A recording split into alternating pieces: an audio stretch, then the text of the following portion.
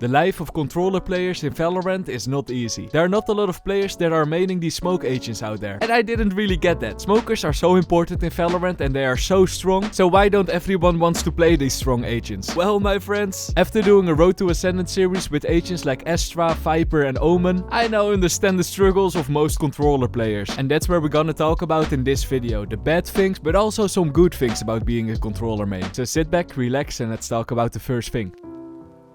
The first struggle, and maybe one of the most important things, is multitasking. If you pick up a controller, you need to be able to multitask. Take Omen for example. On the attacker side, Omen is the perfect agent to lurk with. He can go solo, teleport over sage walls, while still be able to assist their team with his long range smokes. But that's the point, my friends. The amount of time that I was lurking with Omen, minding my own business, just for a teammate to ask, please smoke this. So mid round I need to press my E, go to the dark form, I don't see anything anymore, quickly place a smoke, and that all while I was in the enemy territory going for a lurk. And Omen is just a mild example. It's even worse with agents like Viper or Astra. With these agents you need to constantly look at the minimap. Okay, when do I need to activate my smoke? With Astra, do I maybe need to stun that part or use my black hole over there? With Viper you have the toxic gas where you always need to pay attention to. It sometimes might hurt your brain a little bit. Especially if you compare it with an agent like Reyna. The brain of Reyna players just goes like, aim for the head and shoot.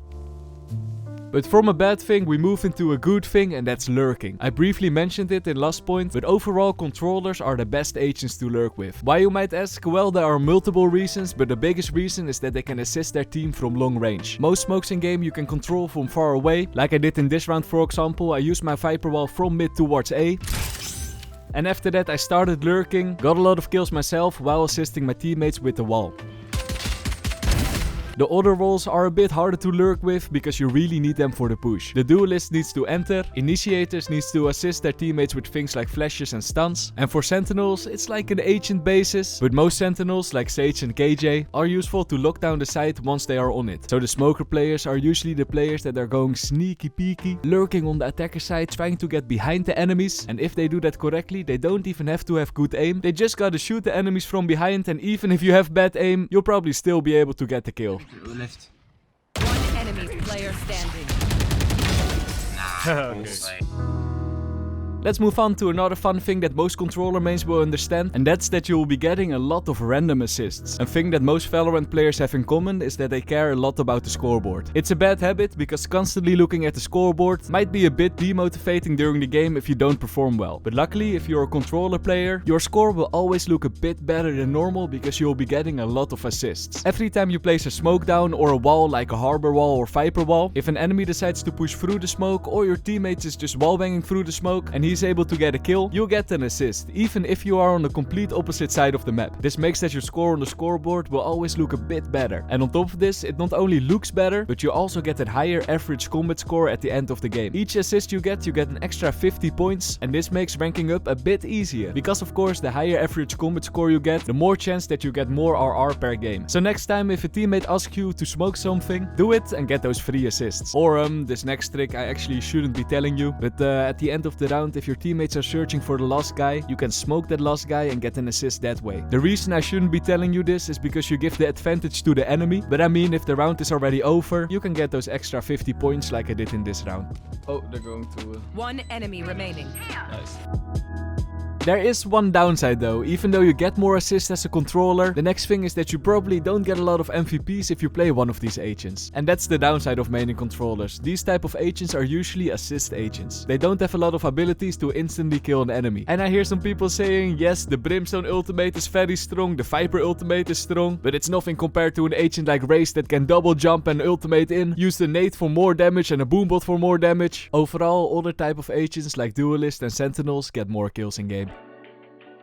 Let's move on with the thing that most controller players are. They are the brain of the team. Here's what I mean with that. Usually, if you're playing an agent that has smokes, it's up to you to call out where you want to push and when you want to push. In the end, you are the one with the smokes, and usually, if your teammates are not that bad, they will wait with pushing until you place down those smokes. This also means that you need to know the strategies of the game. If you are pushing A on Ascent, for example, are you all going through main or are you going for a split push? And if you are going for the split push, where do you need to use your abilities? A smoke on mid is very useful, then one smoke on 3, one smoke on heaven. Call to your teammates what you're gonna do, what you want them to do, and voila, you got the strategy of the round.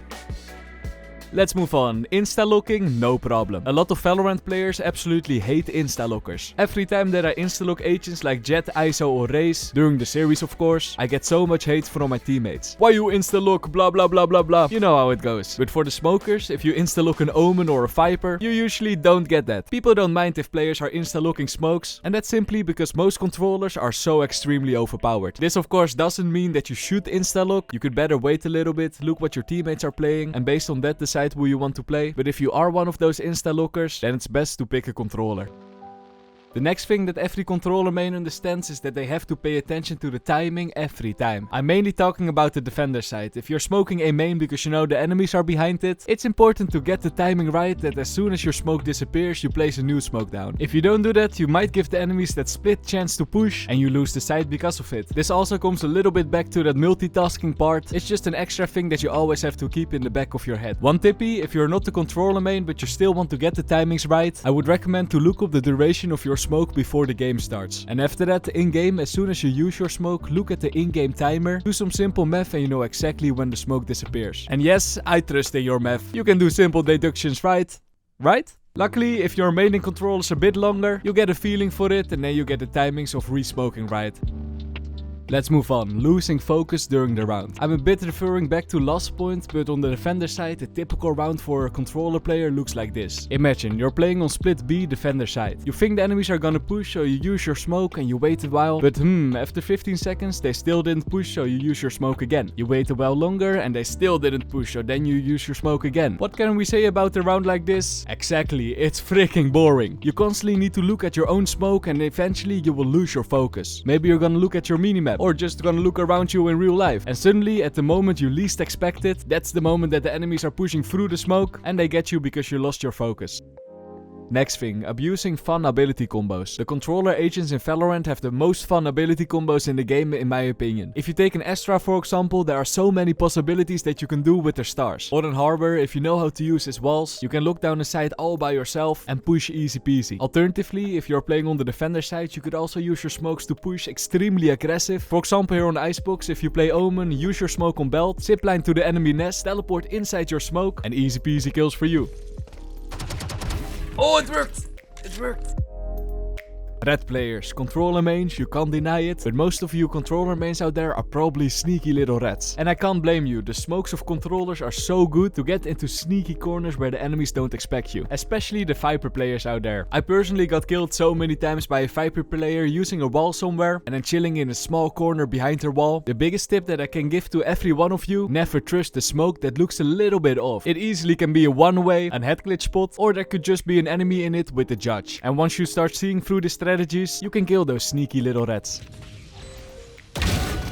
So my friends, in this video we went over a lot of things that every controller main will understand. A lot of positive things, but also some negative things. I hope I didn't make some controller mains mad, but one last message to all the players that are maining smokers out there. Keep doing what you're doing, because controller mains are a bit rare nowadays. It seems like everybody just wants to play duelist nowadays, and we need more of you because your impact is so important in game. Thank you so much for watching, and I see you guys in the next one. Peace.